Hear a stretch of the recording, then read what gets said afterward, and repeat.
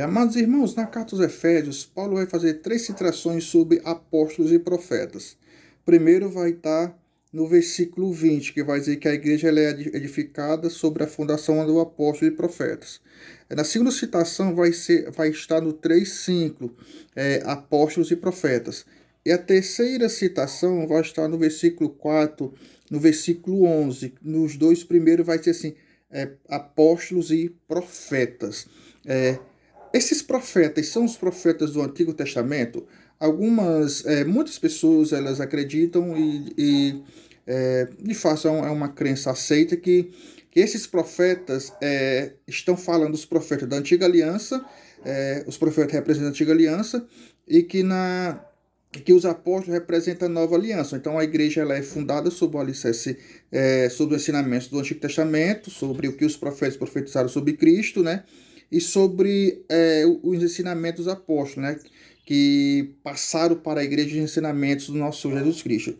Mas eu fico mais com a interpretação de John Stott. Para mim é a interpretação que cabe melhor dentro da carta de Efésios. Quando Paulo cita apóstolos e profetas, Paulo não está citando profetas do Antigo Testamento. E a gente vai ver isso bastante claro no capítulo 3. Vamos dar uma meditada. Paulo, no versículo 4, vai dizer assim, ó, pelo que, quando lerdes, pois entendeis o meu conhecimento do mistério de Cristo. Que mistério é esse? Ele vai dizer, ó, esse mistério a saber, a saber que os gentios são cordeiros de um mesmo corpo e participantes da sua promessa em Cristo pelo Evangelho.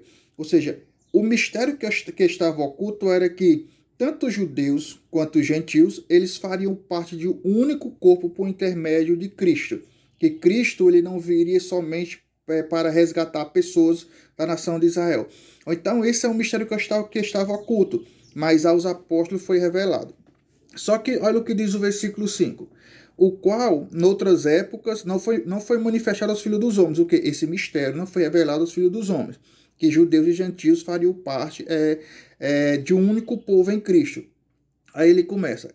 Como agora tem sido revelado aos santos apóstolos e profetas pelo Espírito.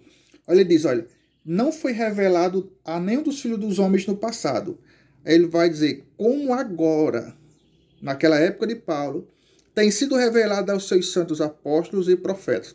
Perceba que o que Paulo está dizendo é que agora, naquele momento em que Paulo vivia, foi revelado esse mistério aos seus apóstolos e profetas. Então, dentro da carta aos Efésios, profetas eram pessoas que viveram na época do apóstolo Paulo. John Stott, né, em lendo Efésios com John Stott, né, no seu livro, ele vai dizer que os profetas eram um grupo seleto, assim como os apóstolos, qual foram dado a mensagem do evangelho a eles para que eles pudessem passar para o povo. Eles eram um grupo como eram os apóstolos, um grupo fechado. Então, a linguagem de Paulo é uma linguagem presente. No momento em que ele escreveu, eles, como agora tem sido revelado, ele diz, tem sido revelado aos seus santos apóstolos e profetas. Então, como poderia esse mistério ter sido revelado aos profetas do Antigo Testamento? Paulo disse, não foi, porque foi naquele tempo presente. Então quando nós lemos Efésios, profetas, quando se trata de apóstolos e profetas, os profetas não são da Antiga Aliança, porque esse mistério foi revelado naquele momento em que Paulo estava escrevendo Efésios, naquele período ali, e os apóstolos e os profetas, melhor dizendo, já estavam todos mortos. O último profeta levantado foi João Batista e tinha sido decapitado.